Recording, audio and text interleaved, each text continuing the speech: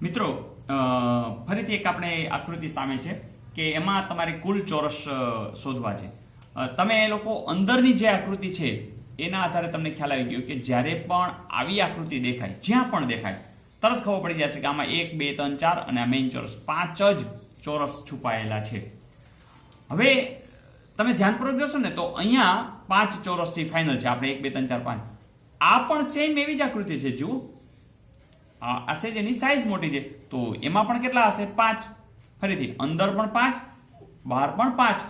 પણ સાથે સાથે એ જોવાનું કે જ્યારે બંને આકૃતિઓ ભેગી થાય છે ત્યારે કોઈ નવા ચોરસનું ડેવલપમેન્ટ થાય છે ખરું? તો આપણી આકૃતિમાં કોઈ અહીંયા આ લાઈન એના આધારે કોઈ નવો ચોરસ ડેવલપ થતો નથી. એનો અર્થ કે આ 5 અને 5 બંને થઈ અને કુલ 10 છે એ ચોરસ થશે. મિત્રો, જેમ કે તમારી સામે આ આકૃતિ છે, હવે તમે લોકો બહુ નિશ્ચિંત છો કારણ કે હવે તમે ગણવા બેસવાના નથી અને ગણવા બેસવાના હોય પણ નહીં કારણ કે એ તો સમય તમારો લઈ જાય. આવી આકૃતિ એટલે કેટલા હશે? 5. ચલો, આ કેટલા હશે? 5. આમાં પણ કેટલા હશે? 5. આમાં પણ કેટલા હશે? 5. એટલે 5 13 ને 15. પણ તમે ધ્યાનપૂર્વક જોશો તો તમને સમજાઈ ગયું કે ભાઈ આમ ગણીએ છીએ એમાં આપણે આ ગણીએ છીએ, સેમ વે આ જ્યારે ગણીએ છીએ એમાં આપણે આ ગણીએ છીએ, એટલે આને આ બેમાં આપણે ગણતરીમાં લઈ લીધું. એવું જ અહીંયા થાય છે કે જ્યારે તમે આ ગણતા હતા ત્યારે તમે આ ચોરસ લીધો હતો અને આ જ્યારે ગણો છો ત્યારે પણ આ લીધો હતો.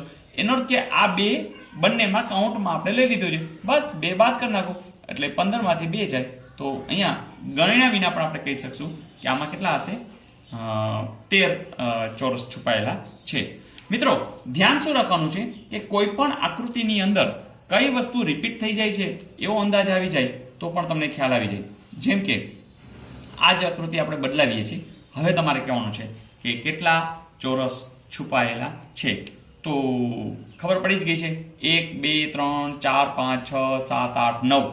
તો આટલા જ જે ચોરસ છે એના આધારે તમે તરત કહી શકશો કે ભાઈ આ કેટલા છે? કે તો કે 9. પછી તો કે 9 એટલે 3 નો વર્ગ વત્તા 2 નો વર્ગ વત્તા 1 નો વર્ગ. તો આ કેટલા છે? 14. અને આ તમે ગણેલા છે કેટલા છે? 5. 14 ને 5 19. ફરીથી આ જે છે એ તમે રિપીટ કરો છો એ બાદ કરશો એટલે જવાબ કેટલો આવશે? 18. તો મિત્રો, ગણ્યા વિના માત્ર આકૃતિના આધારે તો જ ખબર પડશે કે તમે એમાં વધુ ને વધુ પ્રેક્ટિસ કરશો તો. એક વધુ લઈ લઈ, જેમ કે આને આ ઉદાહરણની અંદર આપણે અહીં સુધી વયા જઈએ. સારું, તરત કયો કે જેમ કે ખાલી માત્ર આટલું જ આપ્યું હોય તો તમે શું કરો, અને માત્ર આટલું આપ્યું હોય તો તમે શું કરો? તો આ તમારું હોમવર્ક છે. Do try. મિત્રો, જ્યારે તમને હોમવર્કની વાત કરું ત્યારે તમારે એ સ્ટોપ કરી અને જરા ટ્રાય કરવી. જેમ કે જો આમાં વધુ વિભાગ છે ને આટલો છે, સમજો કે આ છે જ નહીં, તો તમને આવડી ગયું છે કે અહીંયા કેટલા છે? 4 છે. અહીંયા કેટલા છે? 3 છે. તો તમે માત્ર આટલો જ પોર્શન તમે ચેક કરી શકો છો. તો કેવી રીતના કરશો? તો કે 4 ગુણ્યા 3, 3 ગુણ્યા 2, 2 ગુણ્યા 1, 4 તેરી 12, 3 દુ 6, 2, 12 ને 6 18 ને સોરી અહીંયા 2 આવશે. 12 ને 6 18 ને 2 20. તો આટલામાં તો 20 છે, ફાઇનલ છે. હવે વધારાની આકૃતિ કઈ આવે છે? જેમ કે આ 2 ચોરસ, એટલે એ આપણે બાદ કરવા પડશે. બીજું કે આ માત્ર આ 2 નહીં, આ 2 અહીંયા આટલી રેખા એડ થવાથી હજી એક ચોરસ ડેવલપ થઈ જાય છે અને એ છે આ.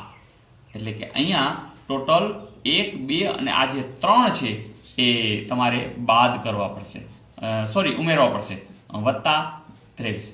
તો માત્ર આ 2 વધવાથી, આટલી જ વસ્તુ વધવાથી અહીંયા 3 નવા ડેવલપ થઈ જાય છે અને એ તમે આટલા ગણેલા હતા એમાં આપણે 3 ઉમેરી દઈએ છીએ. જેમ કે આ રેખા છે એમાંથી અહીંયા કંઈ ડેવલપ નથી થતું, પણ આપણે જોવું જોઈએ કે નવા કોઈ ડેવલપ થતા હોય તો તમારે એડ કરવા જોઈએ. મિત્રો, વધુ ને વધુ પ્રેક્ટિસ કરો, ખૂબ મજા પણ આવશે. આ દિમાગની કસરત છે, મગજનું એવું છે કે તમે જેટલું વાપરશો એમ ફળદ્રુપ થતું જશે અને આનંદ સાથે આ કામ કરી શકશો. તમે તમારા મિત્રોને પણ આ શેર કરી શકો છો, એને પૂછી શકો છો અને તમે જાદુઈ રીતે ઝડપથી આ જવાબ આપજો. Okay, all the best.